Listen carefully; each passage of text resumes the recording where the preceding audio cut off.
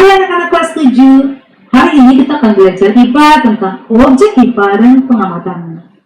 Kegiatan pengamatan melalui pengukuran merupakan salah satu kegiatan dalam mempelajari IPA.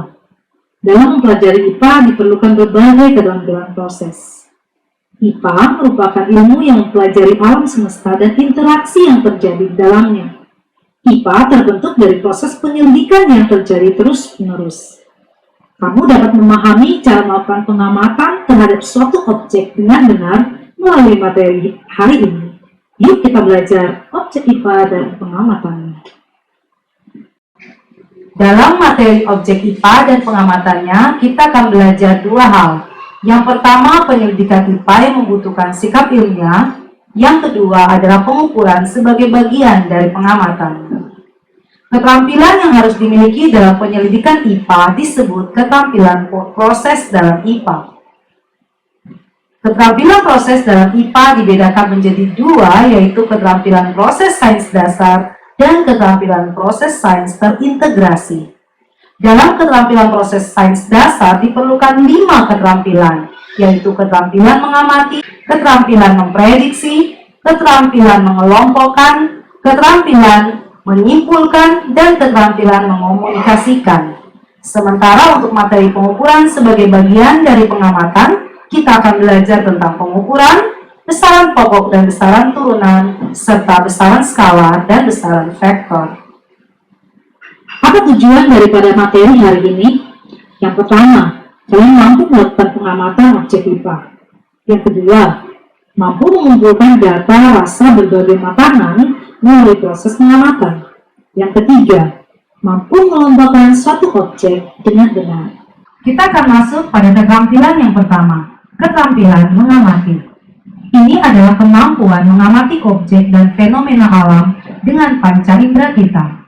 Hal ini dilakukan dengan mengumpulkan data dan informasi dengan melihat, dengan mendengar, dengan mencicipi, dengan meraba, dengan mencium, kemudian melakukan pengukuran.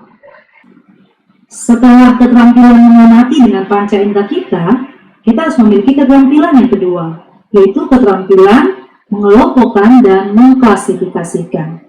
Ini adalah keterampilan mengamati persamaan dan perbedaan ciri yang dimiliki dari suatu objek serta hubungan antar objek tersebut.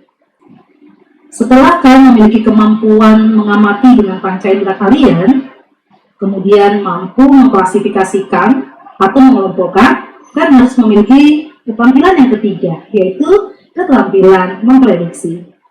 Kemampuan ini itu dilakukan untuk membuat ramalan tentang segala hal yang akan terjadi pada waktu mendatang. Apabila hasil prediksi tersebut memerlukan pengujian, akan menghasilkan suatu dugaan atau hipotesis dari hasil uji tersebut. Itu adalah keterampilan memprediksi. Keterampilan yang keempat adalah keterampilan menyimpulkan. Keterampilan untuk memutuskan keadaan berdasarkan fakta, konsep, dan prinsip yang diketahui, serta adanya pernyataan logis berdasarkan hasil pengamatan dan informasi yang telah didapat. Ini adalah keterampilan menyimpulkan. Keterampilan yang kelima adalah keterampilan mengomunikasikan. Ini adalah kemampuan untuk menyampaikan fakta serta konsep dan prinsip dalam bentuk audio, visual, atau audiovisual. Penyampaian informasi dapat disajikan dalam bentuk kata-kata, dalam bentuk grafik, bagan, peta, lambang-lambang, persamaan matematika, dan demonstrasi visual. Oke, kita sudah mempelajari 5 keterampilan tadi. Sekarang 5 keterampilan tadi kemudian diproses menjadi keterampilan proses sains terintegrasi. Keterampilan proses sains terintegrasi itu apa sih? Itu adalah keterampilan menguasai berbagai keterampilan proses sains. Keterampilan proses sains itu adalah keterampilan yang merumuskan masalah, mengidentifikasi variabel, mendefinisikan variabel, mendeskripsikan, mengendalikan, mendefinisikan, kemudian memperoleh dan menyajikan data, menganalisis data tersebut, merumuskan hipotesis, merancang penelitian, dan akhirnya melakukan penelitian, penyelidikan, atau percobaan. Tentu saja dengan menggunakan suatu metode ilmiah. Itu adalah keterampilan proses sains terintegrasi. Kita sudah mempelajari keterampilan tadi. Sekarang kita mempelajari sikap ilmiah, sikap yang harus dimiliki oleh seorang peneliti. Yang pertama, mampu membedakan opini dan fakta. Mana yang merupakan opini, mana yang merupakan fakta. Fakta adalah hasil suatu penelitian dan kebenarannya sudah teruji. Sementara opini masih berupa pendapat. Yang kedua, keberanian untuk mencoba. Kita harus berani untuk mencoba berbagai pertanyaan yang muncul dalam pikiran kita. Tentu saja dengan menggunakan metode ilmiah ketika melakukan penelitian untuk mencari jawaban. Yang ketiga, jujur. Pencatatan dan pengolahan data suatu penelitian harus dilakukan dengan jujur. Ya. Kemudian yang keempat, teliti. Tentu saja kita tidak boleh melakukan kesalahan, karena kesalahan dapat mempengaruhi hasil dari penelitian kita. Yang kelima, selalu ingin tahu. Kita harus mempunyai sifat selalu ingin tahu. Banyak bertanya.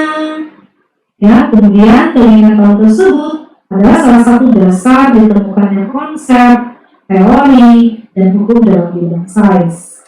Yang keenam, sifat ini yang harus dimiliki adalah objektif. Objektif artinya hasil dari penelitian kita tidak dipengaruhi oleh perasaan secara pribadi, tetapi berdasarkan kenyataan.